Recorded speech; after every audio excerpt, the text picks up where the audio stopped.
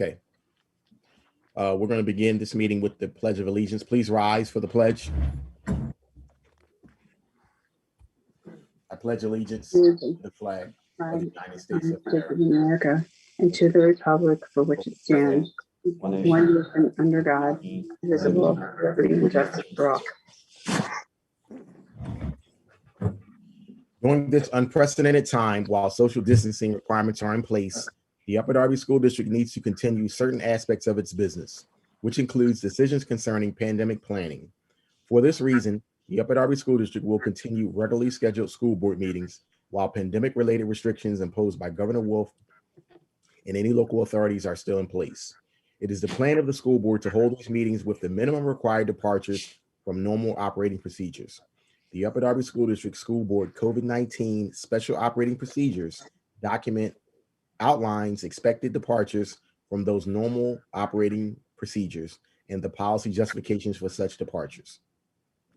At the start of each board meeting, held while pandemic-related restrictions are in place, the board will review the departures from normal operating procedures as well as their justifications.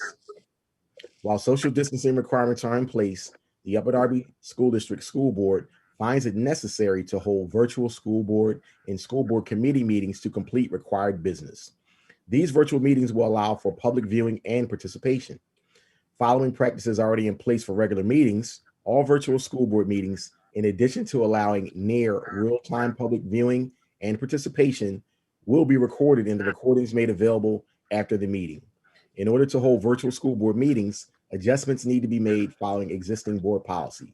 These adjustments have been outlined in the Upper Darby School District School Board COVID-19 Special Operating Procedures. Dr. McGarry, can you provide detailed information on how the public can participate in this meeting tonight, sir?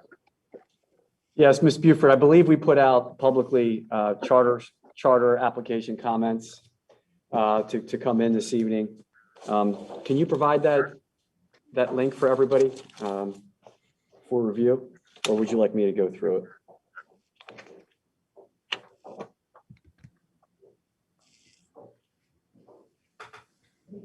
Okay. Ms. Buford is going to review that for us, our communications director. Thank you.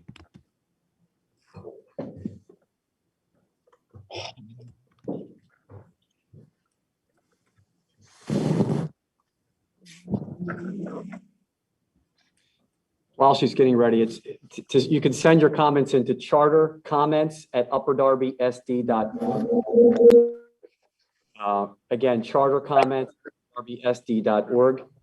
And you can certainly make a comment for tonight's meeting, and we will include that in the record.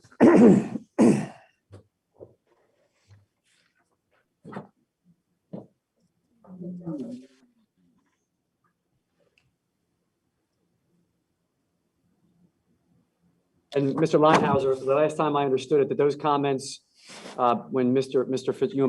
Fitzgerald agreed that you would, for time purposes, we would send them to you and vice versa, the comments that would come in. Is that correct?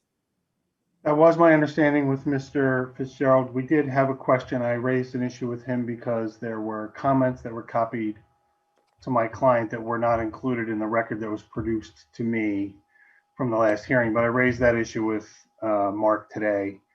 I believe we should be able to I hope we will be able to get that sorted out prior to the district taking a vote on the charter.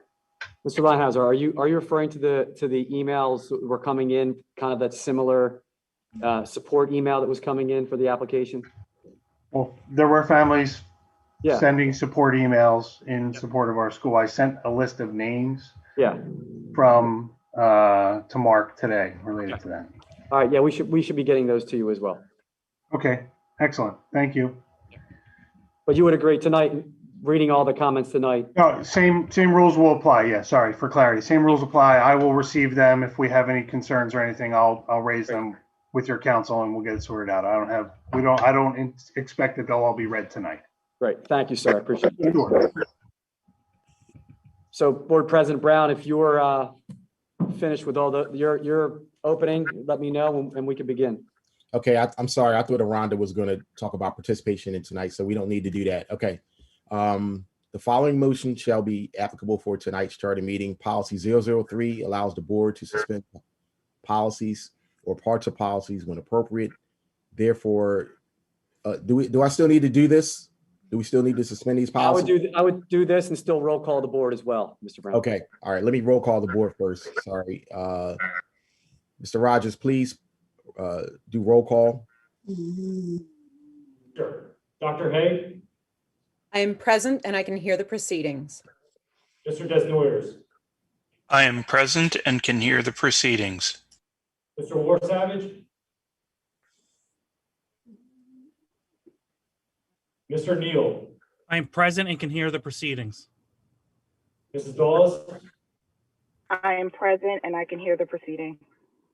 Mr. Fields, I am present and I can hear the proceedings. Mrs. Mitchell, I am present and I can hear the proceedings. Mrs. Perry, I am present and I can hear the proceedings. Mr. Brown. I am present and I can hear the proceedings. The following motion shall be applicable for tonight's charter meeting. Policy 003 allows the board to suspend policies or parts of policies when appropriate. Therefore, due to the current ongoing crisis, I make the following motions to suspend language in 2 of the board's policies until the next regularly scheduled meeting. Policy 006.1, which regulates attendance at meetings via electronic communications. I move to suspend the language requiring board members to be present. Specifically, the language would be a majority of board members shall be physically present at a board meeting when a board member attends through electronic communications. And policy 006, which governs other requirements of board meetings, I move the suspension of language requiring that those members of the public wishing to participate be present. Specifically, the language in the section titled Public Participation would remove the words that read present at a board meeting. Do I have a second? Second. Thank you. All those in favor, please signify by saying aye. Aye. Aye. Aye. Those opposed, please say aye opposed and state your name for the record. Those abstaining, please say I abstain and state your name for the record. The motion carries. At this time, I would like to turn the meeting over to our special counsel, Ms. Mintz. Thank you. Good evening, everyone. My name is Michelle Mintz.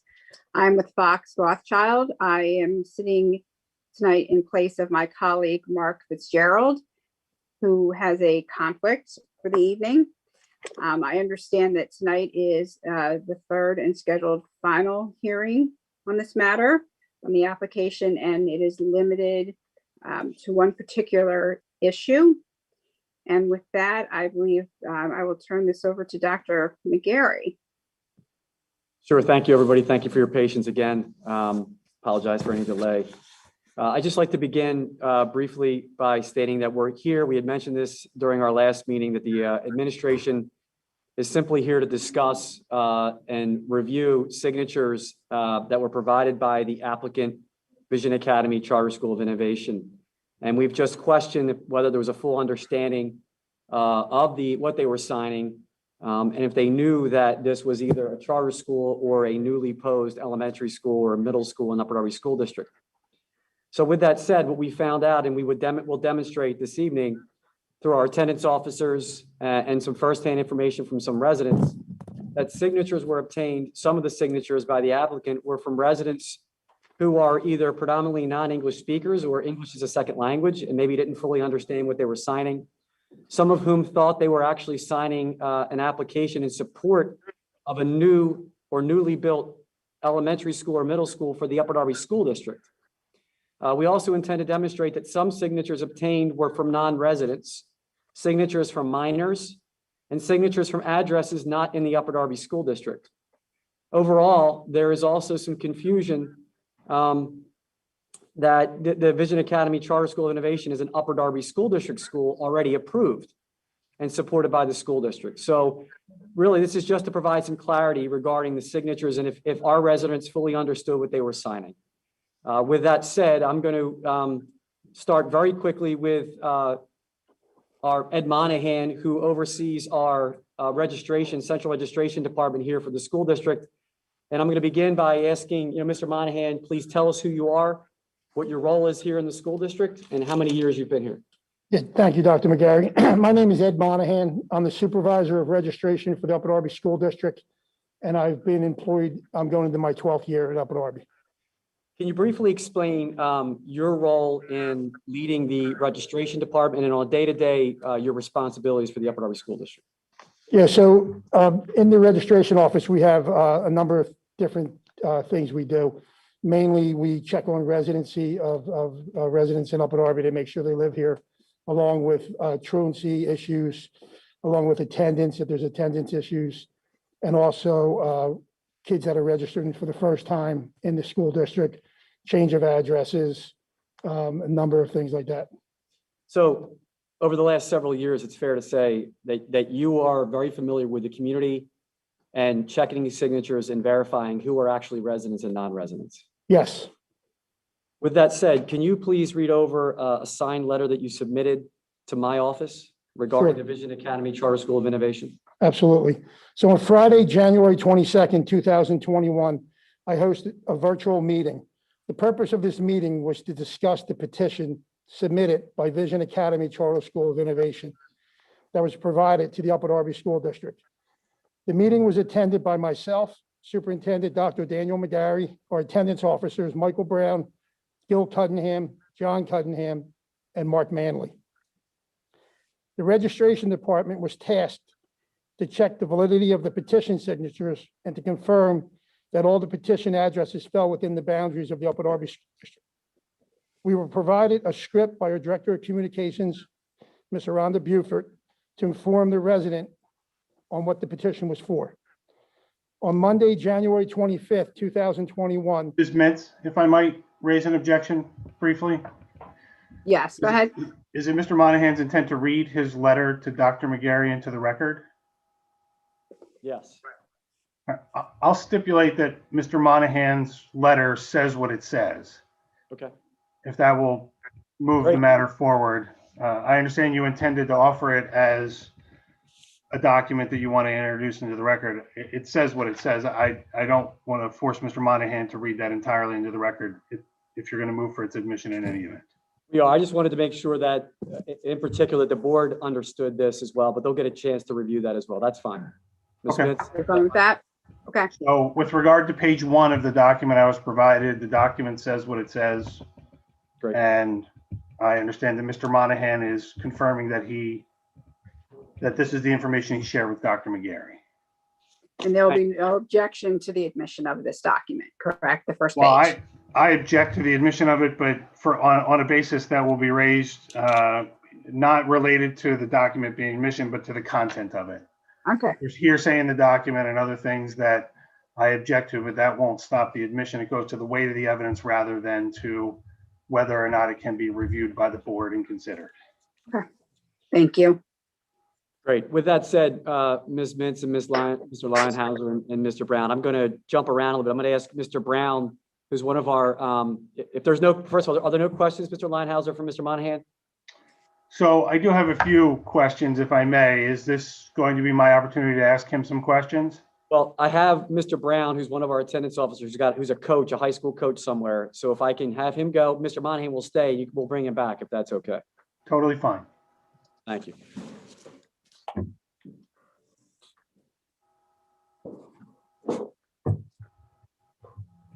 Thank you.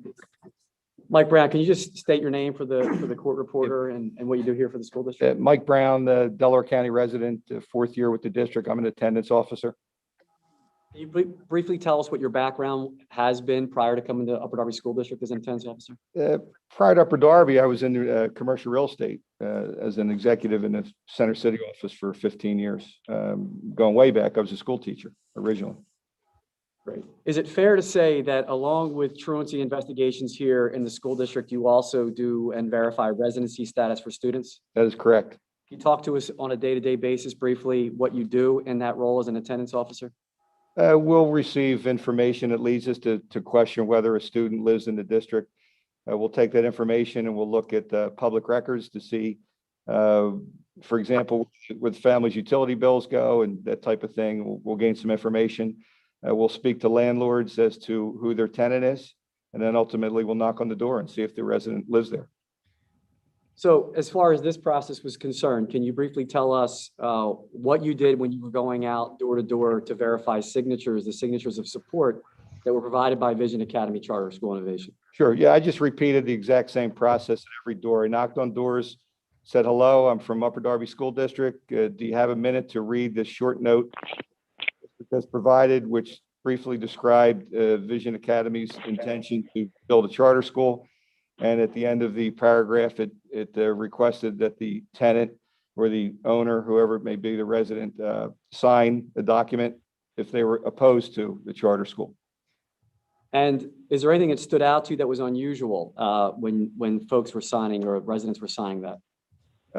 Not really. If anything, that I got so many to sign. Those who came to the door did so in part, I guess, because they were English speakers and they could understand what I was handing them, and they signed. About how many signatures did you obtain that were against the charter school, but originally were in favor of it? I think my number was 40, 38 to 40. So I have no further questions for Mr. Brown. Mr. Leinhauser, do you have any questions? Just a few. Mr. Brown, were you provided a script for your engagement with the residents when you knocked on their doors? I was. Do you have a copy of that script here? I do. I was not provided a copy of that script. Is there a way I could review a copy of that so I can see what the information was that was provided? Sure. I can read it. I can read it if you'd like. Or can you just show me a copy of it? How lengthy was the script? Short, very short. Do you have any copy of it you can put up on the screen to share? Yeah, Miss Buford, I think. Today we will be going over how to join a Zoom meeting. That's good. We could have used that earlier. So there's a phone, Dan, there's a phone. I don't know whose it is, but it's not muted and it just has a phone number. I don't know who the party is, 610-203-2201. I think is it Miss Mintz? It may be Miss Mintz. No? I am using my iPad. It looks like a separate connection and it's not muted. Zoom, I'm using Zoom on my iPad. That was the attendance officer that just spoke, I believe. Okay. Is that Mr. Monahan dialing in? I don't think so. Oh, okay. He's next to me. Oh, okay. Well, Ron, if you can send it to me, I can screen share it right now from my computer. I could probably do it. Can you email it to me?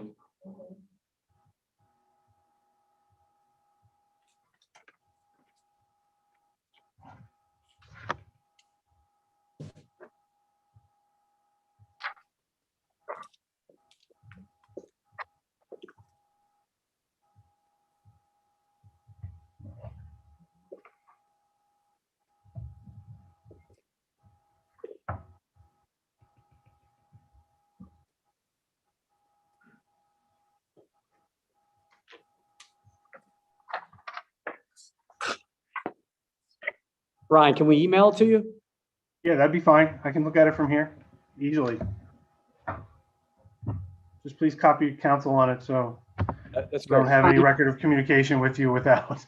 Greg Rogers, That's absolutely our CFO is going to email it to you and to Michelle Mintz. Wonderful. Thank That's you. fine. Thank you.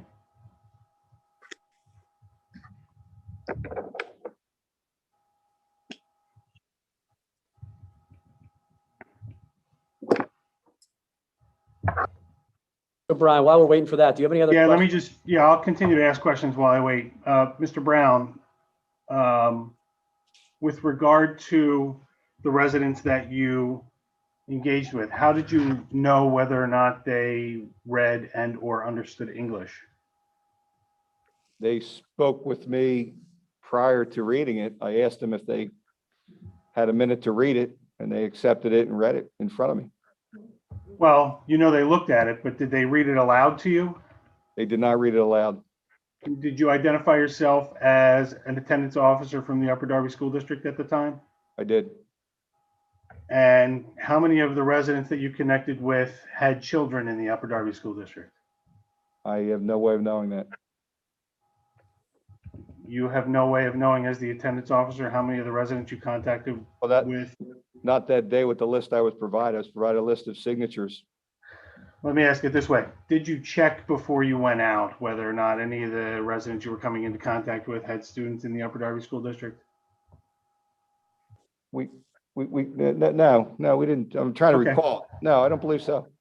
Okay. And with regard to the script, you didn't read it to them. You asked them to read it. Is that correct? That's correct. Okay. Did you ask them any questions afterward about whether they understood what you were showing them? I did not. Did you ask them after they looked at it whether they had any questions about what you were showing them? I did not.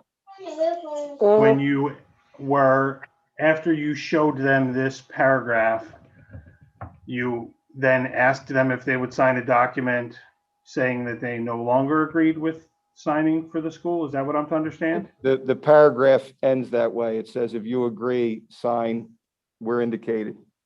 If you are opposed to the charter school, please sign where indicated. Was there only an option on that line to oppose the charter school? Where they signed was to oppose it, correct? So at the time you were asking them a question, you didn't give them a choice whether to oppose or support the school, is that correct? If they were not opposed to it, they were to not sign. And did some of the residents not sign that you came into contact with? Yes, And did they express to you that they were in support of the charter school? yes, Did any of the residents you come in contact with express that they did not understand when they signed previously? That was, I think, in the letter. Was that some of the residents you contacted? it was in the letter. I did not discuss it with them. You did not discuss with them whether they previously understood that they signed a petition in support of a charter school? I personally did not discuss anything with any of the residents. I said hello, said, do you have a minute to read this note from the school district? Gave it to them, they read it, and if they agreed as per the note, they asked me where to sign. Okay, but you did not ask them prior to signing whether they understood what they read. I did not. Oh, I just got Mr. Rogers' email. Just give me a second. I want to look at.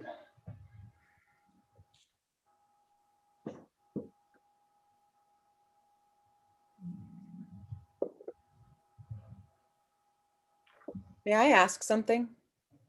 Ms. Min- Whose may I ask? Dr. Haig, a board member. Oh, I don't have the right to say one way or the other. That's up to Ms. Mintz. Okay, that is fine with me. You may ask a question.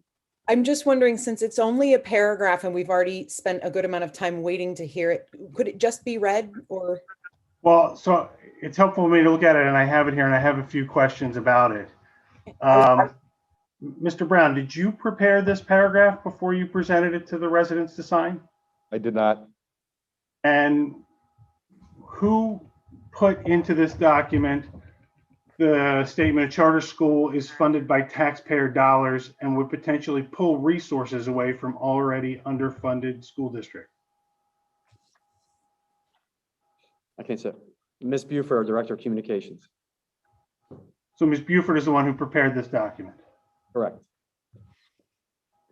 And Ms. Buford also stated that this would not be a new Upper Darby School District school. Was that her statement then, Mr. Brown? Yes,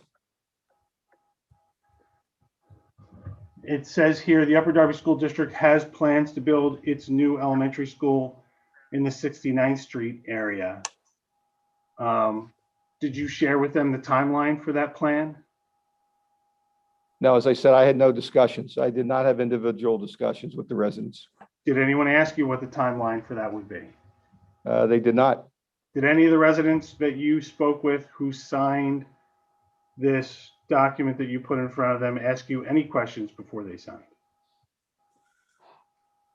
They did, one or two asked where the new middle school was going to go.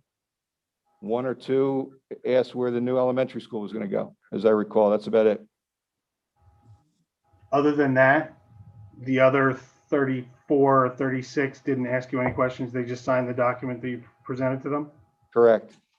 And do you have copies of those documents?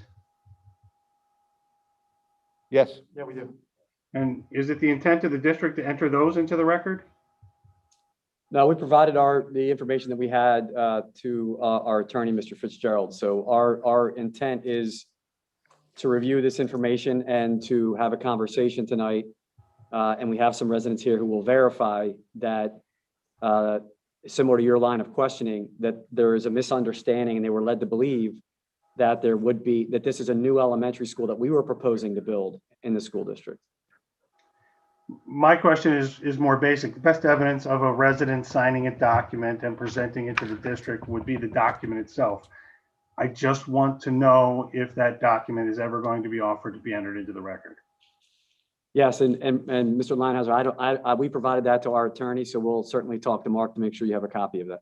Well, here's the thing. That's a document that I would have needed a copy of for this hearing tonight, and I don't have it, so I won't have an opportunity to review it or ask any of the residents who you intend to call as to testify whether that's actually their signature or not. So, well, but Mr. I'll raise that as an objection on the record. And if it's your intent not to offer it into the record, that's a choice the district has to make. Mr. Brown, did you tell the residents anything else about Vision Academy Charter School other than what's contained in this paragraph? I did not. Okay. I don't have any other questions for this witness.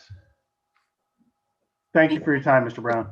Yep. This is the court reporter. I'm so sorry, Mr. Leinhauser. We didn't swear anybody in. Does this need to be sworn testimony? This does not need to be sworn testimony. All right. To the contrary, I believe it does.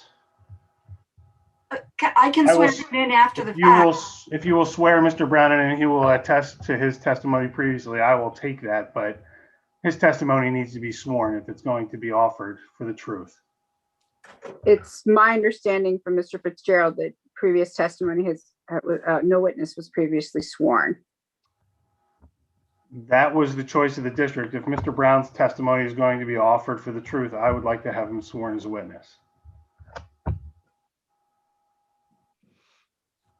Well, Mr. Brown just came back in the room. I would like them to get him to go to his, so Miss, you want to swear him in? Or court reporter, do you want to swear him in? All right, Mr. Brown, do you solemnly swear or affirm that the testimony that you just testified to is the truth, the whole truth, and nothing but the truth? I do. Thank you.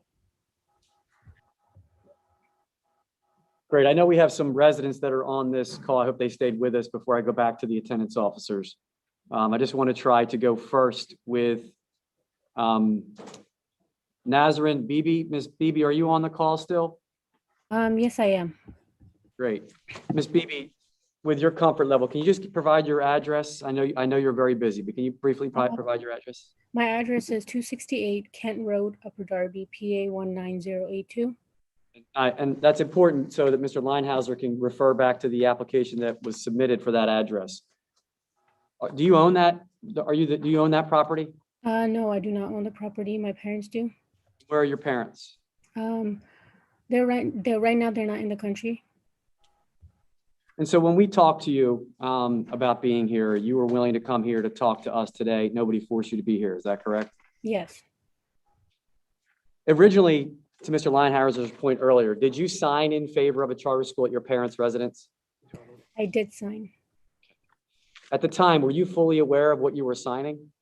No. The person who came to my door did not say anything much besides the fact that they're building a charter school, and I just signed, and that was about it. Was there anything unique? I mean, what time of the day? Was there anything unique about when they came or what time they came? They came around the afternoon time. And based on that information, and when we contacted, we were obviously doing our homework, verifying signatures, which is part of this. In conversation with you, you're willing to come out here and say that from what I heard and want to hear from you is that understanding what a charter school is and what's going on here in the school district, are you in fact actually in support of a charter school? No, I'm not in favor of them building a charter school. Why not? Just because I don't know much. The person who came to the door didn't tell me much about them building a charter school besides them telling me that they build a charter school. And second of all, I signed, but I'm not the owner of the property. So I would have to ask my parents and let them know. The only reason I came to the door and sign is because my parents don't speak English. So most of the time I have to come to the door and answer it or speak to them on behalf of my parents. Great. And I know you're busy, and I know I promise you that I'm not going to make life very difficult for you. So at that, I'll stop asking you questions and just ask Mr. Leinhauser if he wanted to ask Nazareth any questions. Ms. Beebe, I just have a couple of questions for you. Is it you live at your parents' residence at 268 Kent? Yes. Okay. Is it your belief that you are not permitted one way or the other to petition the school district because you are not a property owner? Yeah. And also that I didn't understand the why I signed it. Who is it that led you to believe that because you were not the property owner, you did not have a right to sign a petition either way, in favor or against the school? Myself, just the fact that I'm 22 years old, I'm a student, I live with my parents, so it's up to them or big decisions for them to make like that, not me. So it's your belief that an adult living in the district doesn't have the right to speak to the district about how they spend their resources? I do, but I'm living under my parents' roof. The rules in this house is to ask my parents for permission for things that I'm not under control of, or that I don't have much understanding of.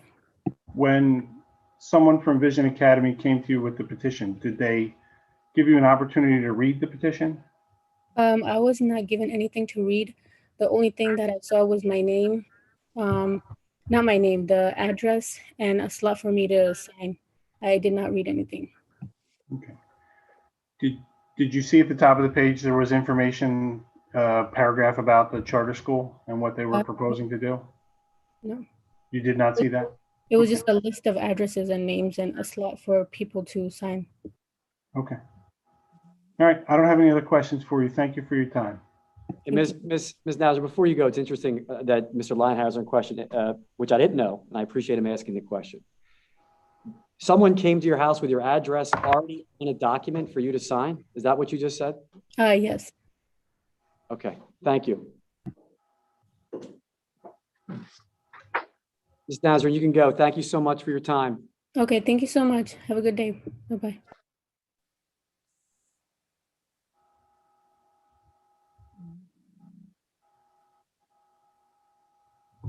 So what about the rest of the witnesses? Are you having them get sworn in? Yes, I'm going to have them get sworn in and go through. I know of Mr. Woodson on the call right now too. I'm going to try to get through the residents because I know they're at work and it's hard. So Mr. Woodson, if you're still on, that'd be great. I don't know if he's still on. He was working. Mr. Woodson? Sir? Yes, I'm still on, yeah. Thank you so much. I apologize. I'll try to get you through as quickly as I can. Can you please provide your address, Mr. Woodson? It's 302 Margate Road, Upper Darby, PA And your- 19. Sorry, go ahead, finish. I'm sorry.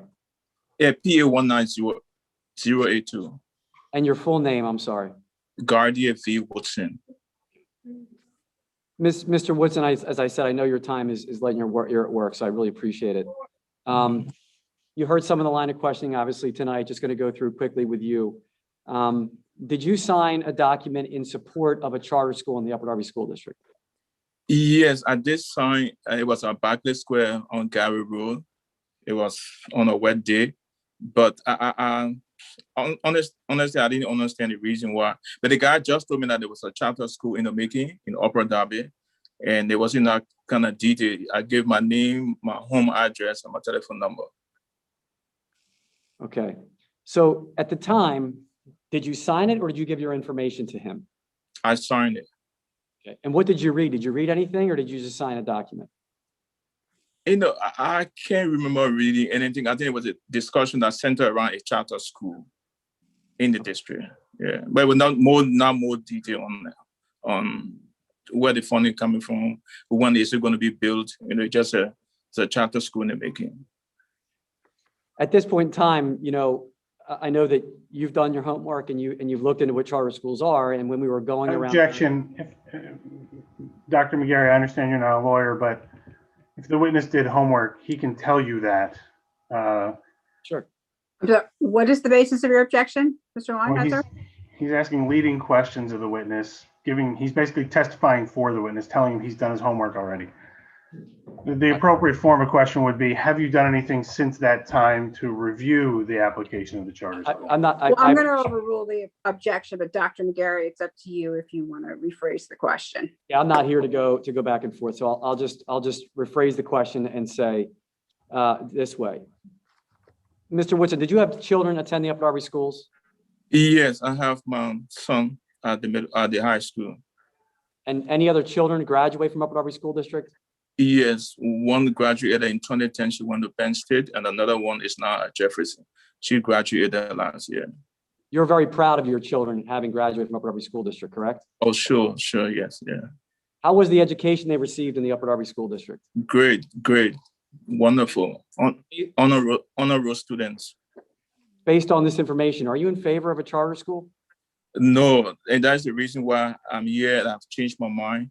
You know, having gotten to know a little bit about charter school, I've changed my mind and said that I'm no longer in favor of a charter school. Thank you. I have no further questions for Mr. Woodson. I know he's at work, so Mr. Linehauser, feel free. Mr. Woodson, just a couple of questions for you. You mentioned in your testimony something about the financing of a charter school. Is that the reason that you changed your mind, because of how charter schools are financed? No, I mean, it's not really. I mean, but it's just that I didn't want no kind of competition with the school district. I mean, we have a perfect school district. That's my belief. Your belief is you have a perfect school district? Yes, Upper Darby School District. Have you ever reviewed the Upper Darby School District's school performance metrics provided by the Department of Education? No, but my kids have done extremely well, so I know. Understood, and you testified to that. Have you ever reviewed the school district financial reports or how the district takes care of the taxpayers' money? No. Have you ever reviewed the district's hiring practices or their track record or history with regard to hiring professionals? No. Yeah. Other than tonight, how often have you attended a board meeting for the Upper Darby School District? None. This is my first time. Okay. And so finances and your belief that the district's doing just fine are the two reasons that you changed your mind? Yes. Okay. Yeah. And at the time when you signed it, you believed that a charter school in the district might be a good idea. Is that correct? Yeah, at that time, I mean, I had, like I said, I had no knowledge about charter school. I've never dealt with any. You know. Ms. Mintz, I would object. I'm not a lawyer too, but how is that question not a leading question? The question that was asked previously. Dr. McGarry, forgive me. Since you called the witness, you're not allowed to ask a leading question, but since I get to cross-examine him, I am allowed. Well, Just so you know. As we know, the rules of evidence are not strictly construed here or followed here in this hearing. So to that extent, I don't believe that Dr. McGarry's question was wrong, and I overruled Mr. Linehauser's objection to it. And I will do the same here. Mr. Woodson, I appreciate your time tonight. Thank you and have a good evening. Okay, you too. Thank you, Mr. Woodson. You're welcome. Thank you. Next, I'd like to just quickly, I see Mr. Subi, Mr. Fazrin Subi is on. If you could star 6, Mr. Subi. I guess. Do you hear me? Yes, I can hear you. Ms. Charlotte, does Mr. Subi have to be sworn in? Well, if he's to be taking a sworn testimony under oath, then yes, I will. I'm just gonna, sorry, I don't mean to cut you off. I apologize. Go ahead. It is my understanding that in the previous 2 hearings that nobody was sworn in when they testified. I do not think that any of these witnesses need to be sworn in on that basis. All right. May I be heard on that point before we go forward? Yes. In the prior hearing, the district did not ask that anyone be sworn and did not offer testimony from the public. offering testimony from the public directly, I have to ask that they be sworn and understand that they're under the penalty of perjury before they testify. I don't think that that's an unreasonable request for these witnesses from the public. I think having them sworn is appropriate because they are not representatives of the district and they are members of the public coming in. Dr. McGarry, do you have any issues or concerns with proceeding with? No, I just want to make sure that these residents can get on with the rest of their life. And so Mr. Subi, who's on, if he can be sworn in and we can quickly get through his comments, that would be great. Mr. Subi, are you still with us? Yes. So Ms. Charlotte? Okay, Mr. Subi, how do you spell your last name, please?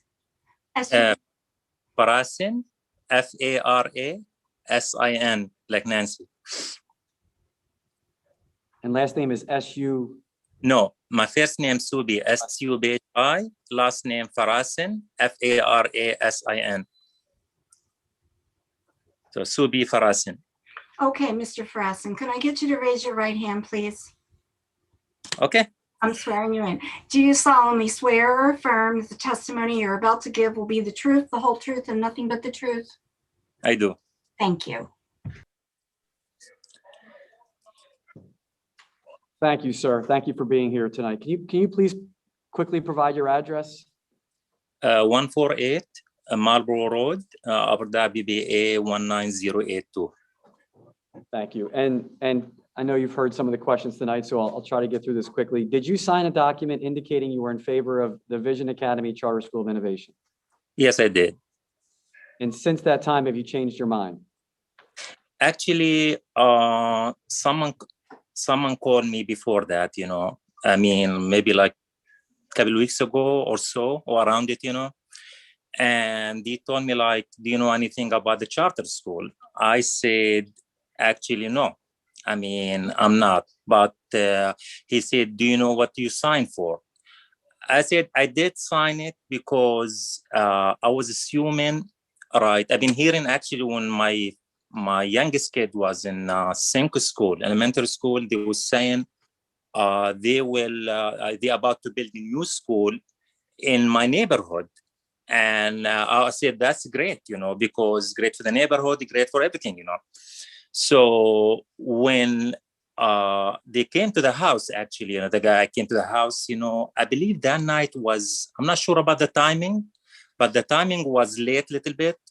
And then it was really cold night also, So I opened the door and I'm always careful before I sign anything, actually, But this time, I did sign it without reading anything, Okay. And I appreciate you sharing that. So when you signed it, were you thinking this was a new Upper Darby Elementary School for Senko? Is that what you're saying? Yeah, actually, because when you say like Abu Dhabi School District, I was assuming, it's the same.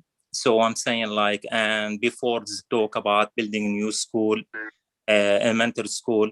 So actually, that's why I signed it actually, without even like, take a few minutes to read it or like to look at, and see what's in the paper, actually, and that's what happened exactly. I mean, it's just like, so someone actually from the district explained to me, like, how is the finance? I mean, how is the money? When you sign for charter school, actually, the fund or to the Abu Dhabi School District, I think split two ways. Some for the, I believe, some for the charter school and some for the district school. So, and I know for all my three kids, like I have two in high school, one in the middle school, and I really appreciate the district because they're really in the top students, So I will do anything to support the school district, what I'm saying, because two are about to graduate, one is already the first year in the middle school. So, I mean, signing for something, what I'm saying, and can affect basically the fund for the district, and you might get limited, activity, and stuff like this, So I know everything is about funding, you know what I'm saying right now. So basically, that's why I did myself, you know, after I signed it and someone explained to me, you know, like the fund will be you know, like split between, I don't know how to split that, you know, between both. So I said, no, I have to change, you know, then I changed my mind after that, you know. Okay, I don't have any more questions for you, sir. I appreciate your time. Mr. Leinhauser? Mr. Farasan, who was it that called you from the district to talk to you about how the funding is split for charter schools? Honestly, I can't remember the name, but I know it was a lady, you know, but I can't remember the name, you know, but that's why I can't record right now. I mean, It's okay, but they did identify themselves as somebody from the Upper Darby School District when they called? yes. Okay. And they told you that having a charter school in the district would be bad for the district's funding? I believe, yes. That's why I said from the beginning, you know, and they said there was a meeting, you know, if you don't mind, I mean, to be in. I said, no problem, you know. I mean, that's why I'm in the meeting right now, you know. And those two things you testified about, how well your children are doing in Upper Darby School District and the money, were the two reasons that you changed your mind about supporting the charter school? Absolutely. I've honestly, I've been in Abu Dhabi here since 2004. And I believe when they were in school, the high school till now, I believe it's not just school. I believe it's a family, you know. It's because I was so comfortable. Going to school, talking to the teacher, talking to the principal, talking to everybody, you know what I'm saying? And always welcome, you know, like they always respond back for any situation, you know what I'm saying? So, that's at least thing I can give them back, you know what I'm saying? Just, you know, to support them, you know. Understood.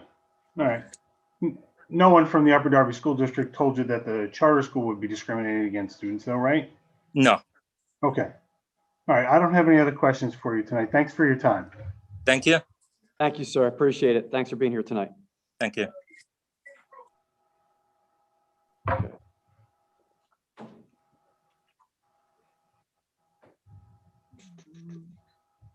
believe I only have, because I know other folks couldn't make it tonight. I believe I have Mr. Badashi on the line. I don't know if he's still on. Mr. Badashi, are you still on? Yes, I'm here. Thank you. Mr. Badashi, can you provide your address, please? It's 17 Wellington Road. Would you like the witness sworn in? I'm sorry. I'm not used to the law proceeding, so I apologize. Yes. Sure. Ms. Stroh. Mr. Podashi, is it? Can you spell your last name? Badesha. Badesha? P like Paul? No, B like boy. Badesha. All right. Would you raise your right hand, please? Do you solemnly swear or affirm that the testimony you're about to give will be the truth, the whole truth, and nothing but the truth? Yes, ma'am. Thank you. You may begin. Sir, thank you for being here. I promise not to take much of your time. Did you sign a document in favor of the Vision Academy Charter School of Innovation? Be honest, I don't recall signing it because I didn't read nothing that day. I thought it was for like a school being built or something like that. I remember signing that, but after that, only time I remember signing was for Upper Darby School District, which somebody came with the sign on it. First time I don't remember. I don't recall it. Since that period of time, have you done any work regarding charter schools or information on charter schools? I did. Lately, I've been looking like what's the difference and stuff like that. But other than that, not really deep into it. Not. So when Upper Darby School District attendance officers came to your home and asked you to read a document and sign whether you were in favor, actually, if you were against a charter school, did you sign that document? Yes, I did. Why did you change your mind?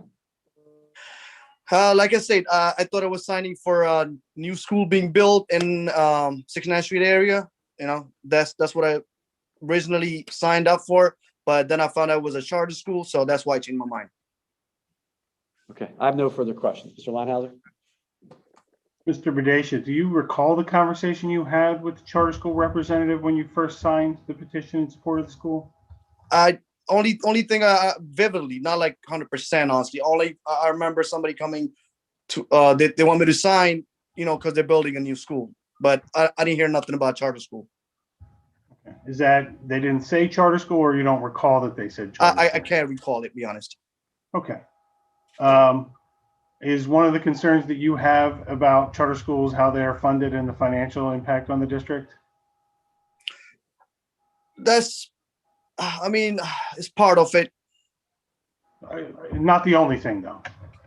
No, as I hear, it's different stories. It would be better if charter school sends me a brochure or something to read, like how they're gonna improve or something. Maybe I could agree on it. But right now, everything I'm hearing from everybody reading it, it's not getting us nowhere. Did you, other than speaking to somebody from the district and speaking to somebody from the charter school, what other work did you do to learn about charter schools in general? I read online. That's the basic. Read online where? Do you recall? Talk to my friends, a couple of my friends. When you say read online, the read online, just talk to my friends, and I searched it, like charter schools, how they work, stuff like that. Not major, Okay. I just want to get a basic knowledge. Okay. Did you read the application for Vision Academy Charter School of Innovation? No. Okay. I don't have any other questions. Thank you. Great. Thank you, sir. Thanks for being with us tonight. Thank you. One last resident who's with us, Mrs. Gatewood, Tanya Gatewood, and Miss Hazel. Yes. Can you hear her, Mr. Lionhauser and everybody? I can, yes. I can. Okay. Can we swear her in, please? Yes. Miss Gatewood, do you solemnly swear or affirm that the testimony you're about to give will be the truth, the whole truth, and nothing but the truth? Yes. Thank you. Great. Miss Gatewood, briefly, did you sign an application in favor of a charter school, the Vision Academy Charter School? Yes. Of Innovation. I'm sorry. Yes. Okay. Can you please tell it? Go ahead. Yeah, I did sign the form because I'm thinking that it was for the community and that it would benefit my children to build this charter school. Everything wasn't explained to me. And my best friend was visiting that day, and he just said that, to support this charter school, our community, and for our kids, that it didn't matter who signed the paper. He just needed as many signatures as he could get. So my best friend signed it, and then I think like maybe 2 or 3 weeks later, somebody from the school district came to my house, and it was a lot of different other people for my address. And I don't know how he got the other names, because some of that mail I do see that from the people that were living here prior to me moving in. But like I was telling one of the ladies, that my best friend, she doesn't even reside in Delaware County. She lives in Philadelphia. So I don't know how many names that he may have received the way that he told us. It didn't matter. Just sign it, and had my girlfriend told my girlfriend to write my address down too. So what I'm hearing you say is, I just want to make sure I'm hearing it. You're saying that there are signatures that represent your address, and those people don't live at that address. Correct. I have no further questions. Thank you. Mr. Lionhauser, any questions? Ms. Gatewood, did you read the document before you signed it? No, I didn't read too much into it. No, he said it was a charter school for Delaware County and for our kids. And I have 2 teenage sons, so I thought it would be a great idea. So no, I didn't read the full documents paper. He just said it was just that they needed signatures for people in the neighborhood so they would be able to build this charter school. And did you do any research independent after signing this to find out anything about Vision Academy Charter School of Innovation? No, I didn't, but I heard about charter schools. I used to live in Philadelphia, so I thought it would be a great idea too. So no, I really didn't read much into it. It just said, charter school, and they needed the signatures. So you thought a charter school would be a great idea, but now you don't think it would be a great idea? If it was going want to better the community and it was for the kids, yeah, I think it's a great idea. But then I'm hearing they didn't explain about the taxes that you would have to pay and different little things. So then I said, no, it's not a great idea. So no, it's not. It's not a great idea. And I wasn't fully informed about what was going on with this charter school. Was it your understanding from the school district that your taxes would be raised if a charter school opened in Upper Darby School District?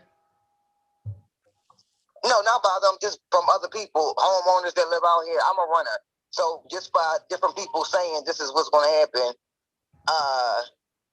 if we was to sign this petition to get this charter school built. So other people told you that having a charter school in your community might cause your taxes to go up. Right. Do you know if your taxes went up last year in the Upper Darby School District? No, not that I'm aware of now. Do you know if your taxes went up the year before in Upper Darby School District? No. Do you know if the taxes went up the year before that in the Upper Darby School District? Mr. Linehouse, if I can, I think. No, I don't know. And again, as I say, I'm a runner, so I'm saying I don't know if this pertains to people that own their homes. Does it affect them? Because I know out here in Delaware County, I think they do pay for some school taxes and stuff. So I'm not a homeowner. Again, this is what people are telling me that own their home. So I can't speak on it for me. I'm just a runner. And they saying as far as your taxes, you got to pay that and different other taxes. So that's what I was told. Okay, I understand now. All right. Dr. McGarry, did you want to tell me something? I was trying to, I don't know if you could hear it. She was saying to you, she's a renter. That's all. No, I understood that. I just didn't know what her understanding was of how who's in charge of raising taxes and whether she knew whether or not the taxes went up. So I understood that. Thank you for your time this evening. Thank you. Great. That's it. Thank you very much. You're welcome. Thank you again. Bye-bye. So at this point, I'm going to ask Mark Manley, who works with our attendance officer, to come on as an attendance officer to come on over and just be sworn in. Before I do this, Brian, Mr. Linehauser, tell me, and Ms. Mintz, to be honest with you, there's a sheet of non-Upper Darby School District addresses. Did you receive a copy of that, Mr. Linehauser, signed by Mr. Manley? You should have. I did not. Hold on.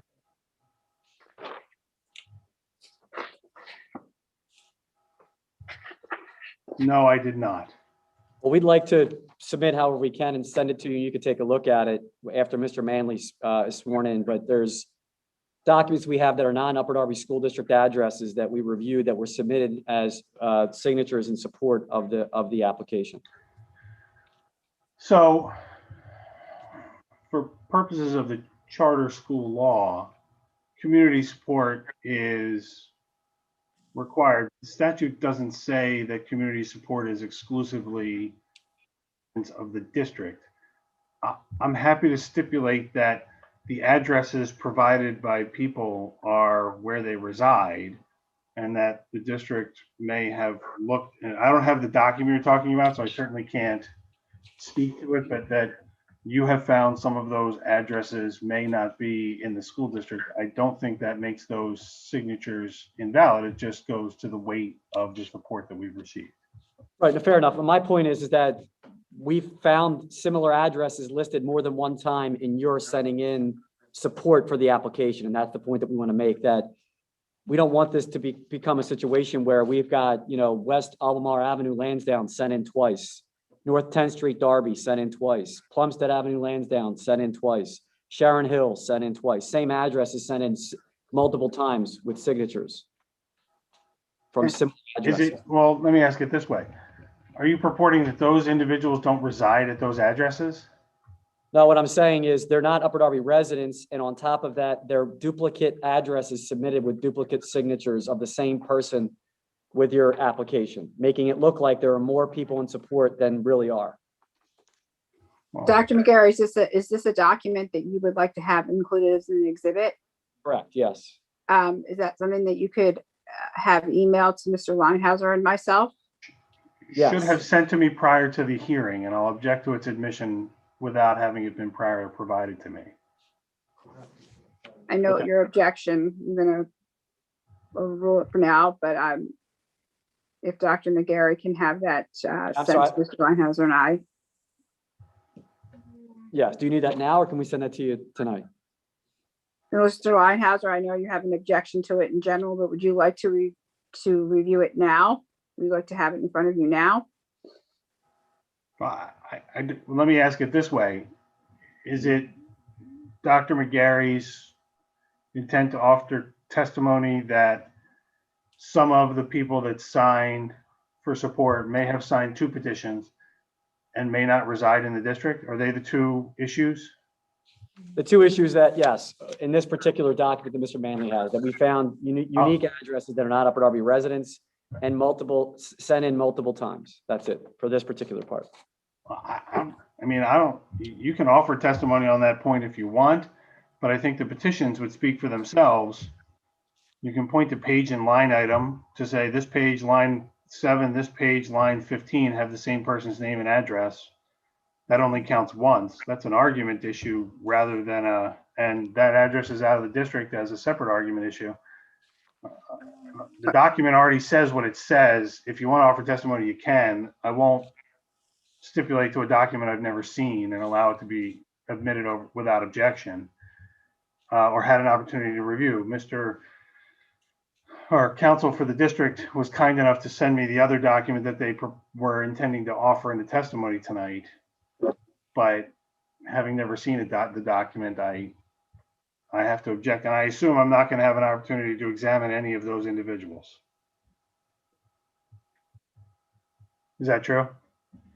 Yeah, we're not here to talk about, who signed and didn't sign for that particular part. It's just that, and listen, Michelle, Ms. Mintz and Brian, you can certainly tell us, we're just making sure that, in our review of this with the board, as they take consideration of this, that there are signatures that were sent in multiple times and that they are not Upper Darby residents who have submitted their approval of a charter school in Upper Darby. And Dr. McGarry, are you intending to call a witness to testify to this document? Yes, I am. One of our attendance officers, Mr. Mark Manley. Okay. Right. I still don't have the document. We're going to scan these documents over to you and make sure that you and Ms. Mintz have them. We did provide them to council. So somebody else in the meantime. So I'll call somebody else very quickly in the meantime. Cunningham, very quickly. So I will also object. My understanding of the hearing was that the entirety of the scope of testimony was related to the document that council provided to me prior to the hearing tonight. Correct. Well, this document wasn't part of that. So to the extent the district is going outside the scope of the parameters that they set for the hearing this evening, I have to object to that as well.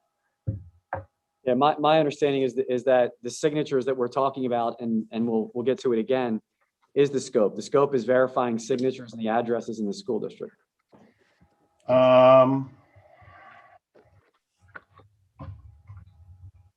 So I understand, Dr. McGarry, your point to be that this is part and parcel of what the original point of this meeting is. This goes along with the original intent of this meeting. Right. That, signatures and residents and a support or not.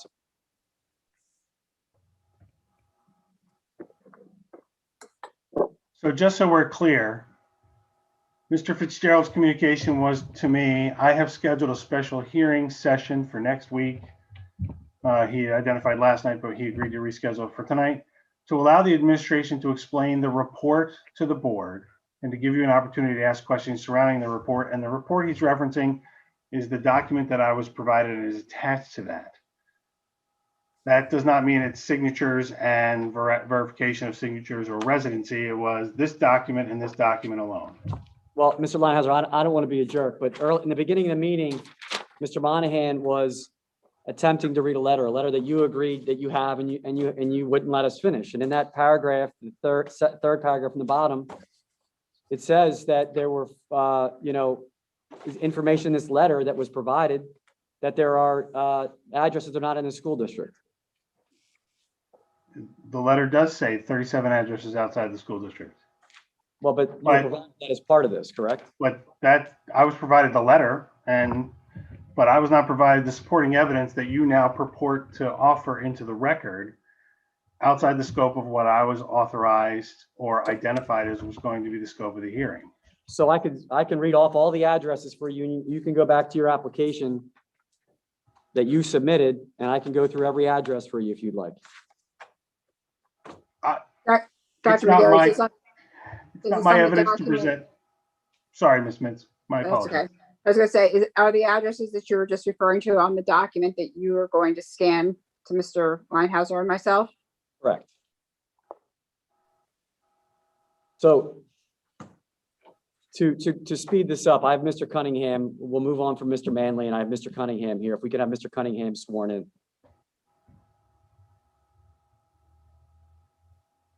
Mr. Cunningham? Can you hear me? Yes, he can. Go ahead, Gil.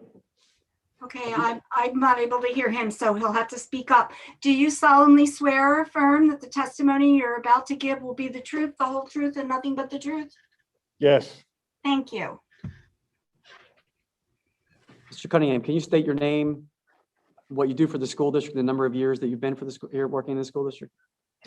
Gil Cunningham, been employed with the district for about 12 years. I'm an attendance officer in the Office of Central Registration. Aside from your work here in the Upper Darby School District as an attendance officer, Mr. Cunningham, what else do you do? What provides you the skill and the resources that you have to be an attendance officer here in Upper Darby? I'm a retired police officer from the city of Philadelphia.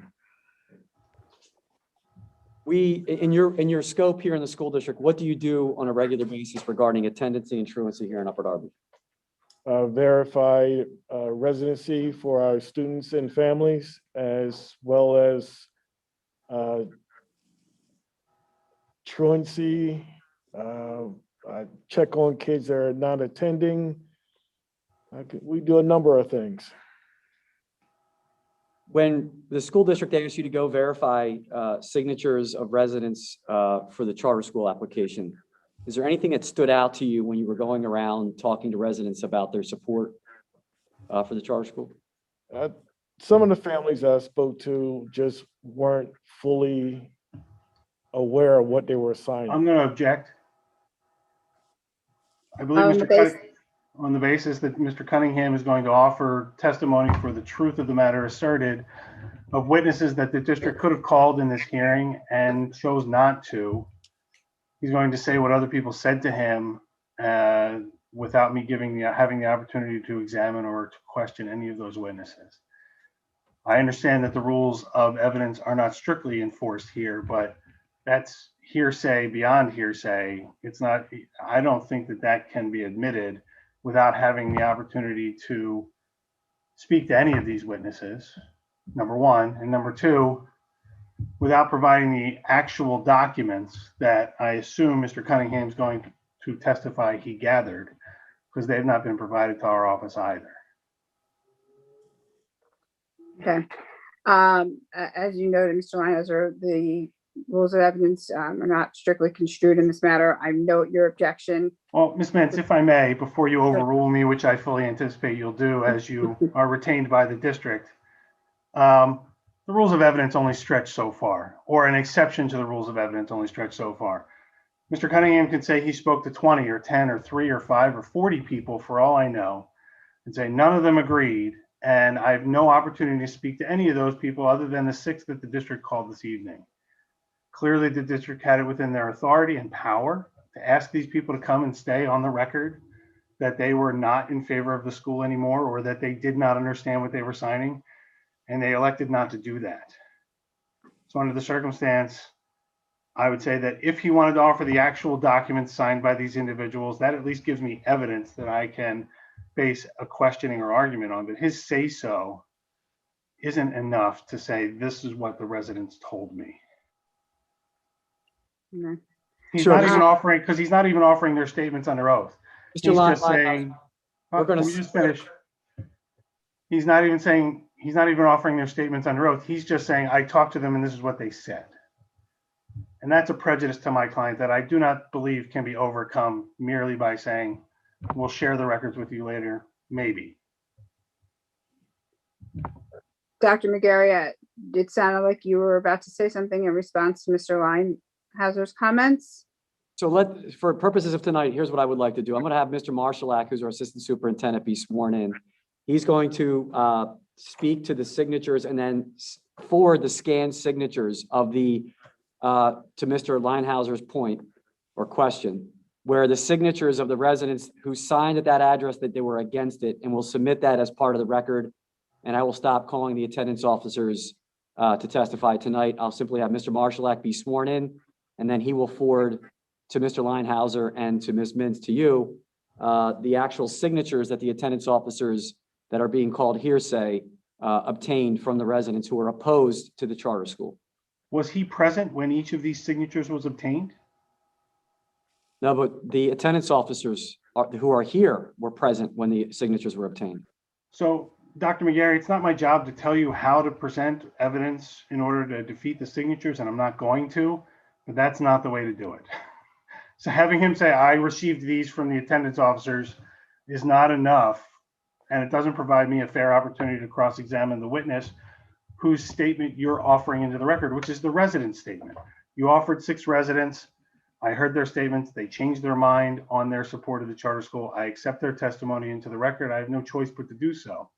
But as to the rest of the people that your representatives spoke to, absent either the original document, which you've never provided, or the testimony of those residents, I don't have a fair opportunity to examine that evidence. And this was the only document that was presented to me that was supposed to be the subject of testimony tonight. So as I said, I'm going to have Mr. Marshalak sworn in. Mr. Linehauser can object. The signatures of the residents that the attendance officers went out that we're going to testify to how they obtained those signatures, and that we have signatures from the residents who are opposed to the charter school will be provided as evidence from the school district's perspective and put on the entered into the record. And Mr. Linehauser can certainly object. And Ms. Mintz, you could tell us where to go from there. I guess they'll be offered into the record. Correct. It'll be up to Ms. Mintz whether they're admitted into the record. Great. And Mr. Linehauser, I appreciate the fact that you went to law school and I'm a school district superintendent. But at the end of the day, I have a responsibility to the taxpayers of Upper Darby School District and to the residents here. And I stand by the fact that I believe that the signatures were obtained in a matter that was not on the up and up. While you're saying certain things here tonight, we are going to finish our process. To be clear, Dr. McGarry, nobody testified tonight that they were lied to, misled. They testified they did not understand. They also testified that they did not ask any questions at the time or signed a document without reading it. None of that is obtaining signatures in a manner that is not on the up and up.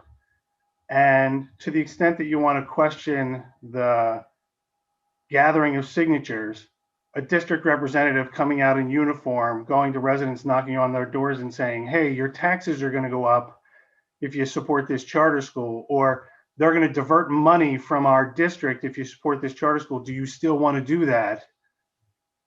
I think you might want to refrain from casting aspersions against the people that gathered signatures, because that some of the information you provided is not accurate or not complete. And so to the extent that you misled residents by providing this document to them, I don't think it's appropriate to cast aspersions at anyone here. At this point, I'd like to have Mr. Marshalak be sworn in, enter evidence or submit evidence, whatever the terminology is. And Ms. Mintz, you can decide what to do with that. Mr. Marshalak?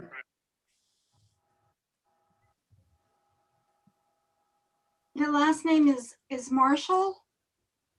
Ms. Charlotte, he'll provide his name as you swear him in and spell it for you. All right. It's Marshall, Marshallek. ECK, all right. Sir, raise your right hand, please. Do you solemnly swear or affirm that the testimony you're about to give will be the truth, the whole truth, and nothing but the truth? Yes. Thank you. Mr. Marshalak, can you explain the signatures and first your role in the school district? And my role is the Assistant Superintendent of Student Services. Do you have oversight over the registration department here in the school district? Yes. Do you work with Mr. Monahan and the attendance officers in the school district? Yes. Do you evaluate Mr. Monahan? In part, yes. Can you explain the signatures that our attendance officers obtained from residents and what those signatures say? So the signature, Objection. There's a lack of foundation that he has any basis to conclude that they gathered them from residents. And I don't have these documents that he purports to offer into evidence. That's a prejudice to my client, Ms. Mintz, that can't be overcome. He wants to testify about a record that I don't have and that was never presented to me. being offered now. Dr. McGarry, this is the document that is being scanned and emailed. Yes. Yes. Okay. How long will it take for that to be scanned and emailed? Minutes. 2 minutes. Okay. Can we take just a 2-minute recess to get that scanned and emailed so Mr. Linehauser can have that document in front of him while Mr. Marshallak is being questioned? Yes.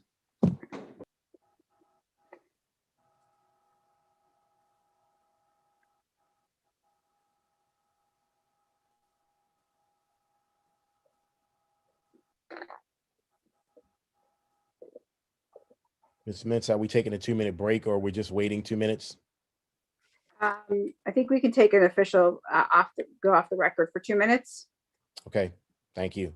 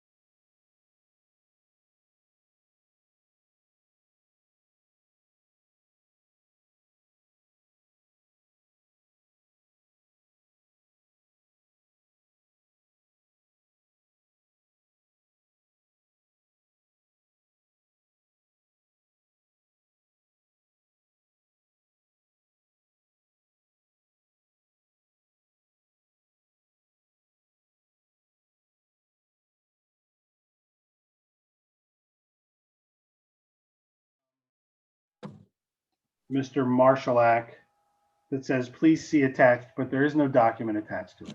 Sorry, send it again.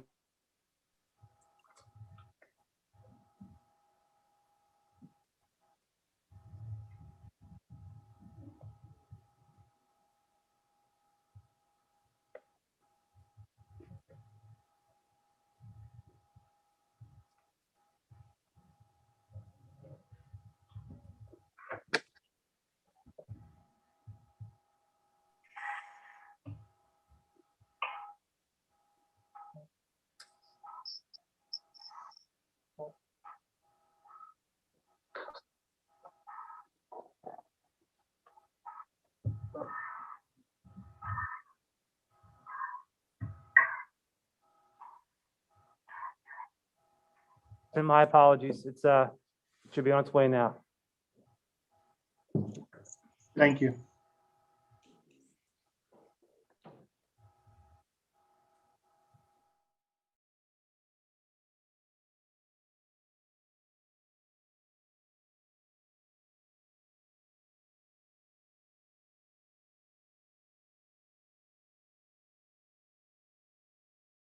I have not received, okay, it just came through to me. Mr. Lighthouser, did you get the attachment? I did. And do you want to take a moment to look at it before Mr. McGarry starts? If I could, yeah. Yes, that's fine. Please.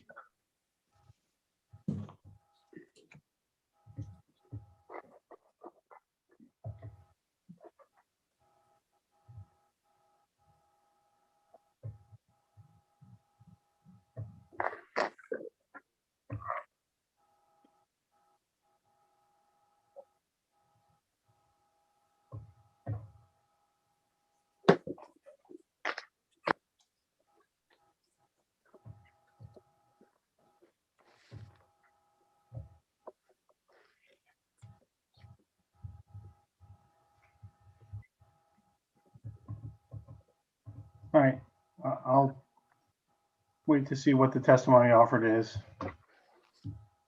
Thank you for the couple of minutes to look at it. Sure, and if, after Mr. Marshallak testifies, or you need additional time to review it, please let me know. Thank you. This should be brief in the last part, Mr. Lighthouser, Ms. Mintz. Mr. Marshallak's been sworn in. Yes, he has. Mr. Marshallak, can you please explain the document that you had just scanned and provided to Mr. Lighthouser and Ms. Mintz? Right, so these are the signatures that align with the typed names and addresses on the prior document that was submitted prior to tonight's hearing. I know there was the question about what the signatures, and these are the signatures that would align with those typed names. So, Mr. Marshallak, just to be clear, Mr. Lighthouser and the applicant received a document that had all of the names of the residents and the addresses that were against the charter school, but originally signed that they were in favor. Is that correct? Objection. I think your characterization of the document is inaccurate. This is a list of names and addresses with some signatures and some other markings. Am I to understand that where people signed, they're the individuals that you purport to represent, they no longer supported the charter school? I think am I accurate about that? Lighthouser, what if I can respond? I'll wait. Can I respond? Yeah. Yes. We submitted a document to you that had typed names to the addresses for tonight. Those were the names and the addresses of people who signed originally and then told us that they were against the charter school. What we just scanned and sent you is the actual signatures from those addresses.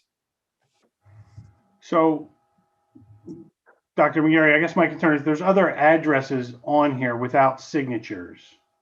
Correct. We were not able to get to every home in the school district at this time.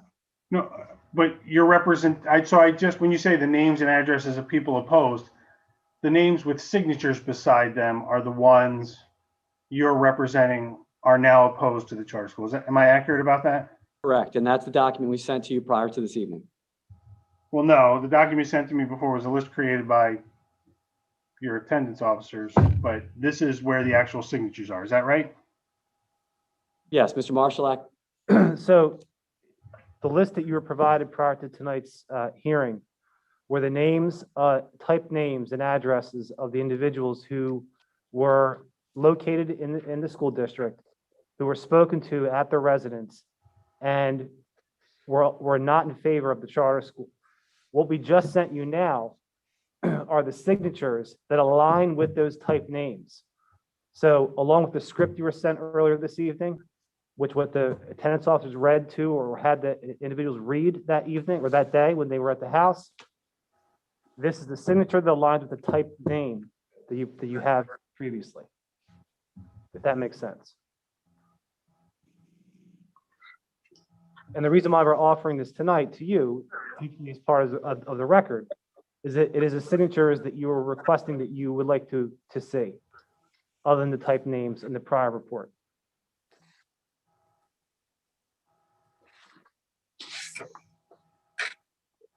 So we'd like to, at this time, if Dr. McGarry, if I may, offer this into the record as evidence for tonight's hearing.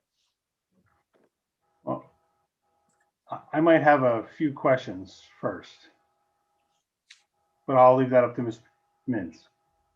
Okay, well, Mr. Einhauser, if you feel free to ask your questions.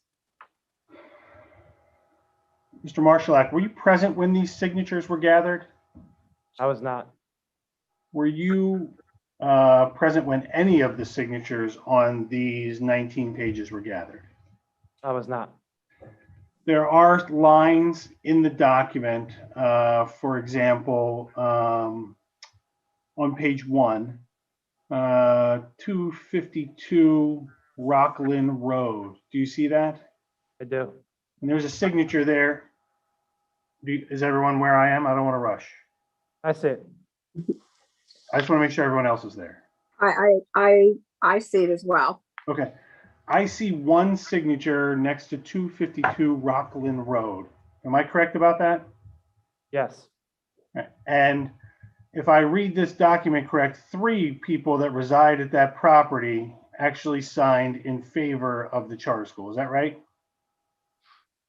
That appears there's 3 signatures at that address, correct.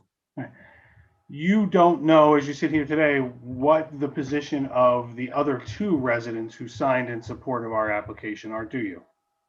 No, I don't know that. However, we do know that the resident that signed in that space did oppose the charter school and did put her name on record that you had previously that she opposed the charter school and was misled or misrepresented. Well, hold on. You don't have, I'm going to object to that. You don't have testimony about that person being misled.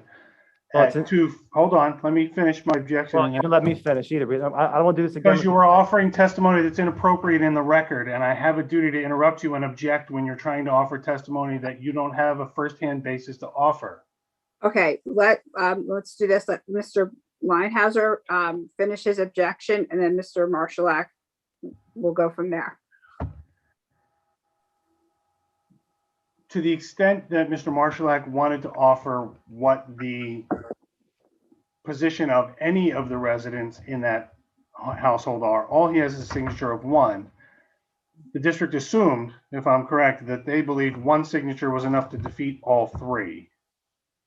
I just wanted to get clarity on that point. He started to testify about this person being misled, which they don't have testimony about, so I have to object to that testimony. Especially considering they've not offered a single witness tonight who said that they were misled or lied to. Well, if I may, Ms. Mintz, may I have a minute to look over the record? You may. Well, I'm just focused on the 252 Rockland Road signature. I understand that. So if you were to look on the previous record that you have, that we sent previously, this resident in particular who signed her name with what you just pointed out just a few minutes ago, and in the original record that we sent you prior to tonight's hearing, where Mr. John Cunningham's signature is at the very bottom. Well, but you weren't present when Mr. Cunningham spoke to that resident, were you? Hold on a second, Mr. Leinhauser. I'd like to let Mr. Marshallak just finish his sentence before you ask him questions. Ms. Mintz, in candor, I understand you want to stretch the record as far as you can for your client, but he can't come in here and say, I wasn't there, I don't know anything about it, but John Cunningham said that when he talked to them, they might have said this, and then you get to offer it for the truth of the matter asserted because one of the residents signed a document that said they changed their mind. That's like, at some point you have to uphold the integrity of the process. Mr. Iyer, I understand your point, but I would like to, in my opinion, Mr. Marshallak was in the middle of answering a question when you made the objection. So it's very hard for me to ascertain exactly what's going on if I don't finish hearing what his answer is. I don't think he got the opportunity to finish it. So I just want to hear he was responding to your previous objection, and I don't think he had the opportunity to finish that. Well, the witness isn't the appropriate party to respond to my objection. Well, whoever is offering the testimony is the party to object to or to respond. If Dr. McGarry has information he'd like to put into the record, he's welcome to. The witness doesn't get to explain further or offer the testimony that I'm objecting to in response to my objection. I'm going to allow Mr. Marshallak to finish his sentence, and then I will ask Dr. McGarry if he has anything else that he would like to add regarding your objection. So you're going to let the witness answer before the objection is ruled upon? He was responding to a previous question that you asked him, was my understanding. He was responding to my objection, Ms. Mintz. Not true. That's not appropriate. That's not true. That is not how I interpret it. So I am going to allow Mr. Marshallak to finish his sentence. Of course. So as I was saying, the address 252 Rockland with the printed name on the document that was received prior to tonight's hearing aligns with the signature that you just received for 252 Rockland Road, where it states for the comments that the resident stated she did not sign the petition and does not know the person who signed at her address, meaning the three signatures that were aligned to that address. So while I might not have been there to witness this happen, I'm going based upon the record that I have in front of me that you also have in front of you. With respect to your initial question about how much do I know or what did I know about this record, that's what I know, piecing it together. You weren't there when Mr. Cunningham spoke to that resident, were you? I've already answered that question. I was not. Okay.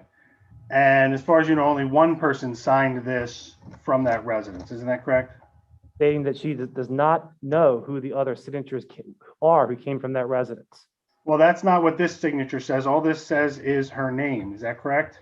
No, that's not true.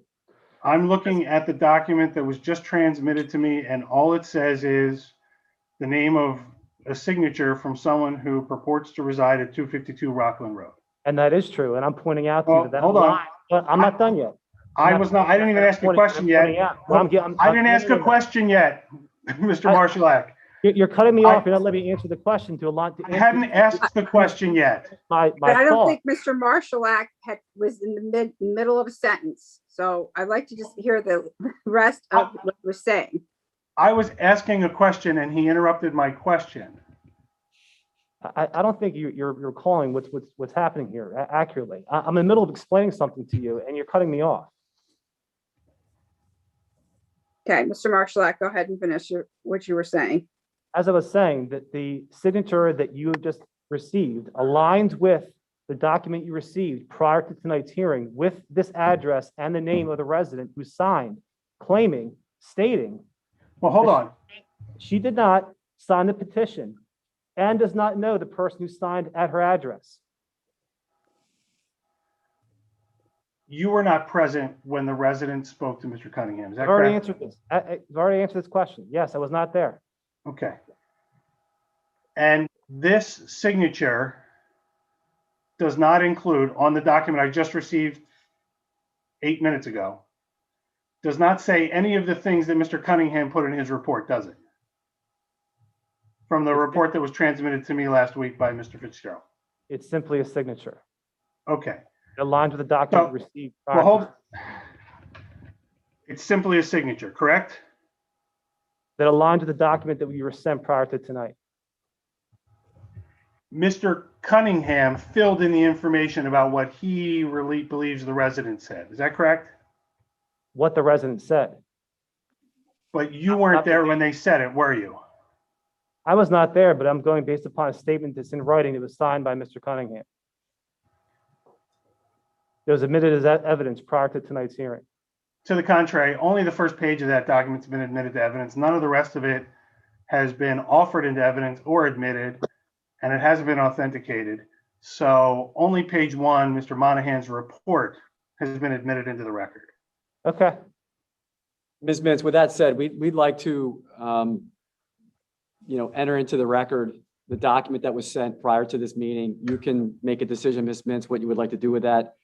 Based on that decision, we are no longer going to move forward with anything else this evening based on the tone and tenor of the conversations from the district side in presenting any more information. The signed documents that we provided Mr. Linehauser prior to this are documents signed by attendance officers who have a role here in the school district as sworn in attendance officers in the school district. They do residency checks on a regular basis. And at this point in time, we feel that we'd like to enter that into the evidence or make it part of the record. If it's objected to, so be it. But we would like to make that part of the record. Okay, Mr. Linehauser, I'm assuming you have an objection, but I would go ahead and put that on the record. Well, first of all, those documents haven't been authenticated, and some of those witnesses have been called and crossed and left the proceedings, and I will not have an opportunity to authenticate those records. And so I have to object on that basis. I understand that the district may want to offer them. Mr. Monahan's summary report was authenticated by him. And of course, page 1 of the document that was shared with me may be admitted to the record without my objection, but the remainder of those documents haven't been authenticated.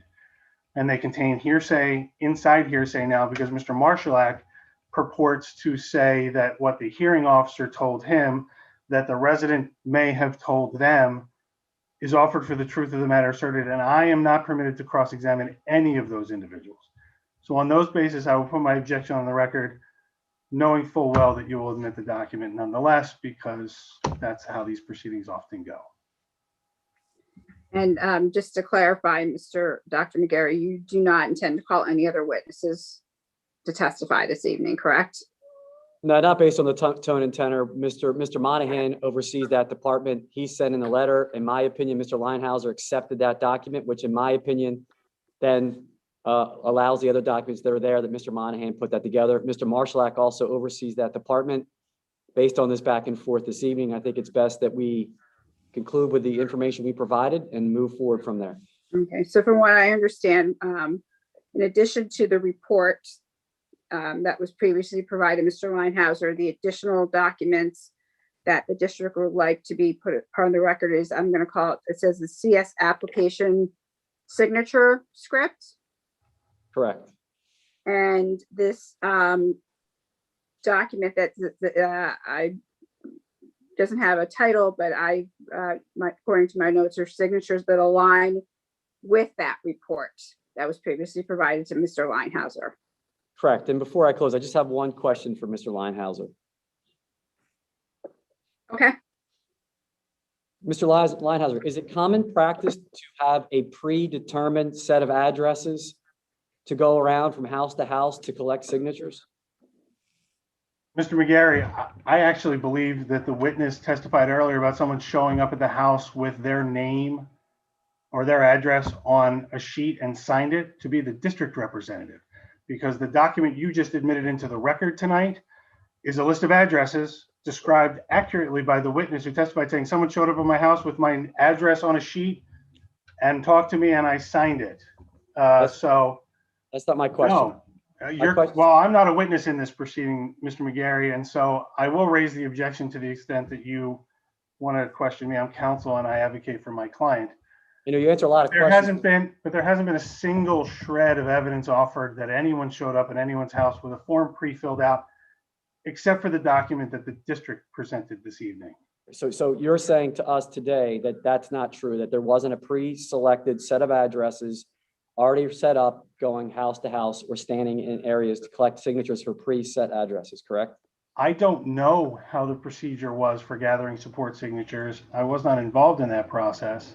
But you That can was ask- not, hold on, I'm sorry. Go right ahead. And the district didn't ask any questions about that information. So as I stand here today, I don't know the answer to your question because the district didn't ask how the signatures were gathered, despite hours of testimony from my client. Ms. Mintz, based Okay. on the information I've heard, I have enough to make my own opinion. Thank you. Okay, thank you. Mr. Linehouse, do you have anything else you'd like to add? I have more questions for Mr. Marshallak. Okay, My- I do not think that Mr. Linehouse did get to finish his questions of Mr. Marshallak. Go right ahead. So I will allow him to ask some questions of Mr. Marshallak. Okay.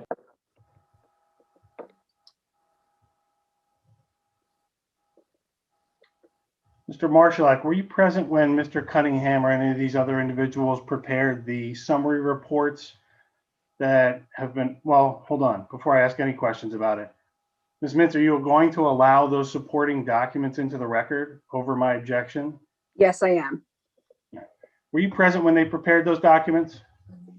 Present with them when they prepared it? Yes. I was not. Were you present when any of those individuals spoke to the residents of the school district? Again, I've already answered that and I was not. I only asked you about the one address. Now I'm asking you about all of them. Okay, I was not. And I want to, if I could go back to my first, answer also, I did review what they prepared. So I was not physically there when they prepared it, but I did review what they prepared. Did you happen to see any notes that they may have prepared of their conversations with district residents? I did not. And you'll agree with me that Mr. Monahan's report says that there were a number of residents that you spoke to that were actually remained in favor of the charter school. Is that correct? I don't have the report in front of me, so I can't answer that question right now. I'll ask that Mr. Monahan's report be given to the witness so that he can verify the content of that document.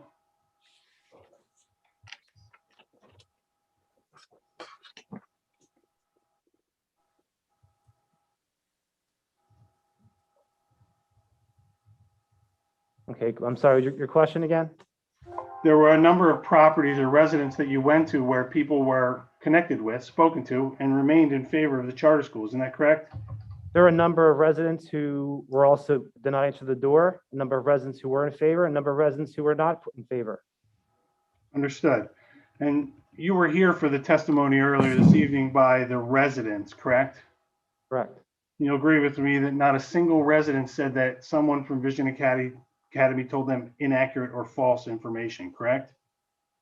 I can't recall what every part testimony was this evening. And did the district make effort to connect with all of the 40 some odd people that changed their mind about support of the charter application and have them come to testify this evening? I believe so, yes. And only 6 were willing to come and testify, is that true? Not 6 were willing to come. 6, we selected 6 to come. So you selected the residents. Hold on. I'm not done answering. Wait, hold on. I think Mr. Marshallak was just in the middle of finishing his sentence, Mr. Linehouse. Then I'd like him to finish his sentence and then you can ask him another question. Absolutely. To my knowledge, the 6 that were selected were based upon their availability and also in the interest of the time of the hearing that was allowed tonight as well. Did you select those 6 individuals? I did not. Did you speak to those 6 individuals before their testimony this evening? I did not. Who did? I can't answer that. You have no idea who spoke to those individuals prior to their testimony this evening? I can't answer that someone did speak to them prior to tonight's hearing. I know that they had planned to speak with Dr. McGarry. I can't confirm whether they did or they did not. Were you present when Dr. McGarry or any other representative of the district contacted them about their testimony this evening? No. And to the other 40 some odd individuals that you selected not to call this evening, do you have any idea whether or not since the district representative spoke to them and today they changed their mind again about support of the charter school? Can't answer that. Okay. So some of the residents supported the school and then changed their mind. Is that correct? Some supported the school, some changed their mind, some did not support the school and appear to be misrepresented, and some were still in favor of the school. And just for clarity, you weren't present when anyone from Vision Academy was speaking to residents of the district about signing a document in support of the school. Is that correct? I was not. You have no idea what the representations or communications were from the representatives of Vision Academy Charter School. Is that correct? I was not present when they had any communication, so I cannot speak exactly to what was said to them. No. And you're aware that there were more than 1,000 signatures supported and submitted in support of Vision Academy Charter School of Innovation? I can't testify to a specific number. You never bothered to count? I kept track of and I monitored the numbers that were coming in, but I couldn't tell you the exact number that came in right now sitting in front of you. That would be an unfair question to ask. And insinuating that I was not keeping track is also unfair. I didn't insinuate anything. I just asked if you knew what the number was. So the only residents that you represent change their minds and have testimony in support of are the 6 or 7 individuals that testified here this evening. Is that correct? That and along with the records that were submitted into evidence tonight were offered into evidence tonight as well. Well, but they're not supported by testimony from the residents. Am I correct? Not by the residents who's testified tonight, no, but they're supported by the evidence that was submitted into the record. And you'll admit that for the residents that are in the supporting documentation, you don't have signatures for each and every one of them rescinding their support for the charter school. Is that correct? I'd have to go through the record to confirm that or deny that one way or the other. I know what they testified as to tonight in the hearing. So there are a number here on the document that you offered into evidence that say signature obtained no. Are you telling me that information is inaccurate? No, I must have misunderstood your question. That there's testimony that tonight that I'm assuming you're referencing to, the testimony of the witnesses tonight. Is that not who you're talking about? No, what I'm asking is there are certain signatures the district says in their report from Mr. Monahan, you can pull it up again if you'd like, that says some of these residents had more than one person sign, or words to that effect. Am I right? That's correct. What I'm asking is you don't have signatures from each and every one of those additional residents expressing their change in thought about supporting the school, correct? So there are, as I tried pointing out earlier tonight, there is an example of an individual, a resident, who did sign when there was 3 signatures aligned to her address that she does not know who these individuals were. So that's an example of what we are testifying today. However, there are also names on here that have no signature, did not sign next to it. That you are correct. So there are others who you are assuming are no longer in support of the charter school, but you neither spoke to them nor obtained their signature rescinding their prior support of the school. Is that correct? Well, the record speaks for itself. Now it's been admitted. Is that correct? I mean, you can see it for yourself. The signatures are right there and they're not there. Yeah, but Mr. Marshall, I'm actually allowed to explore the basis for the conclusion that 9 other residents, you've offered support for why 3 of them should be excluded. You said 3 of those people don't live at the residence where that resident signed. That's correct. There are 6 others that you purport no longer support the charter school. And I just want to know if beyond the assumption that because they live in the same house, they don't support the school anymore, you have any other evidence supporting that those 6 individuals rescinded their support for the school. Again, besides the testimony from tonight and what was provided and offered and submitted to evidence, that's what we have. And nothing beyond that. So no other statements, signatures, documents, anything of that nature supporting that those people rescinded their support of the school. Again, other than testimony tonight and what's been admitted to the record, that's what we have. Okay.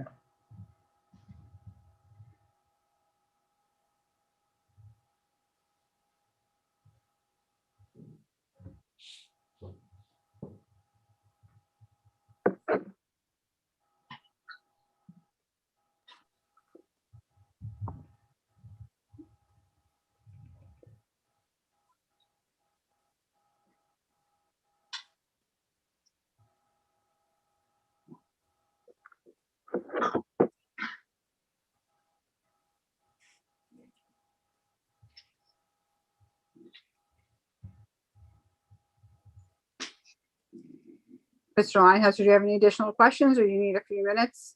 I'm, as you know, I only received one of these documents this evening and I haven't had an opportunity to actually look at it. So I'm just trying to That's okay. I just determine wanted to whether or make- not I have any other questions before I release Mr. Marshallak, as I know he's the last witness for the district that's going forward this evening. No, that's okay. I understand. I just wanted to make sure that that you were that's what you were doing, because I noticed some silence and I didn't want to make sure I didn't lose my ability to hear you ask any questions or. Understood. Thank you.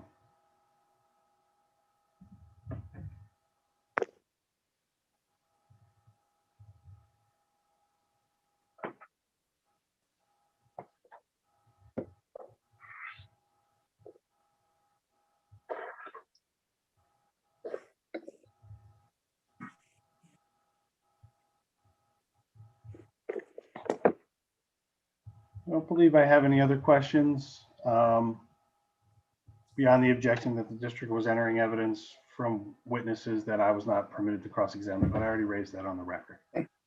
Thank you, Mr. Linehouse. Dr. McGarry, do you have anything else additional?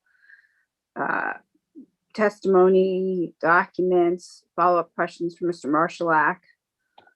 No, I do not at this point in time. We already agreed in the beginning, any comments that were sent in tonight through that communication link would be provided to Mr. Linehauser. We also will provide Mr. Linehauser the information he requested at the beginning of the meeting. Other than that, we don't have anything else.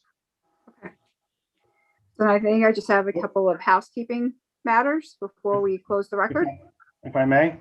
Yes. For clarity, it's not any comments that were submitted tonight, but any comments submitted to the email address submitted. That's what That's what I said tonight, and what we agreed to in the beginning that you asked for in the beginning of the meeting that would be sent to you.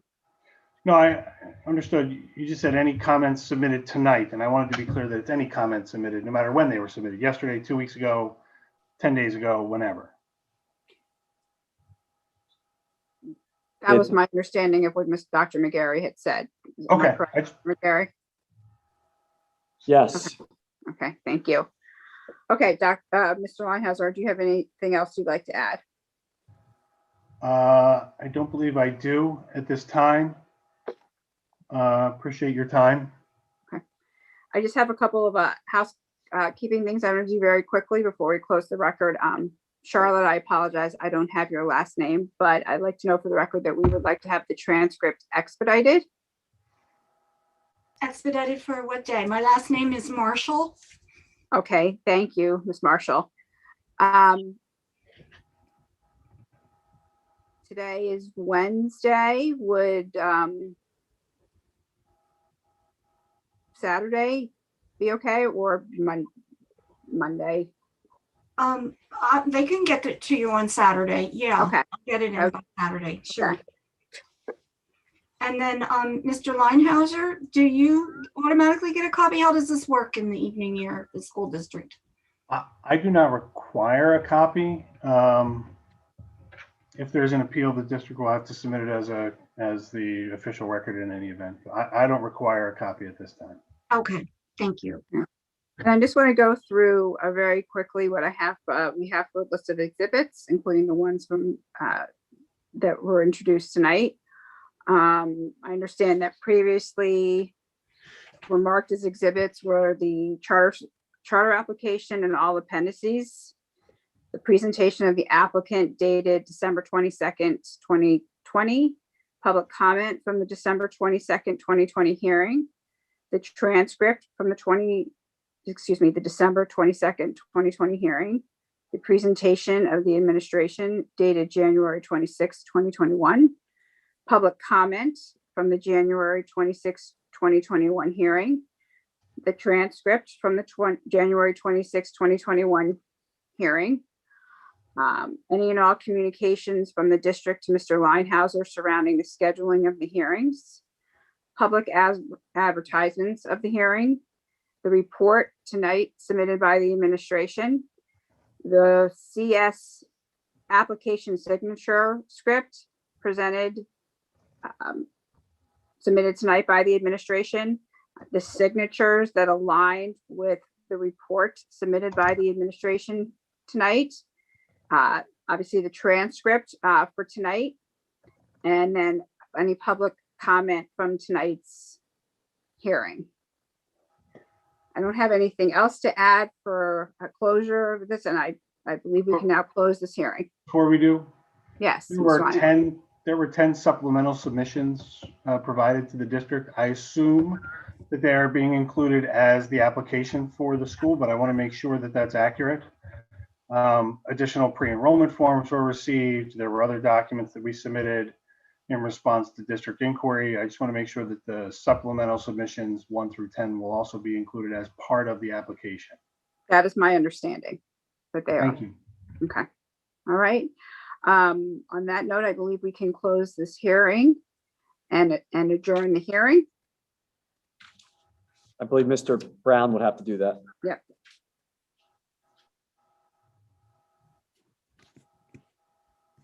Okay, Mr. so Brown, we don't have to do the public hearing because we have the emails and the phone comments. They're going to be a part of the record. Is that correct, Ms. Mintz? correct. Okay. Do the board members have any questions they would like to ask at this time? Okay, hearing none. A motion is in order for the adjournment of this meeting. So moved. Seconded, David Neal. Thank you. All those in favor? Aye. Aye. Aye. Meeting adjourned. Thank you, everyone. Have a good night. Thank you, everyone. I know we ran late. Thank you. Thank you for your time.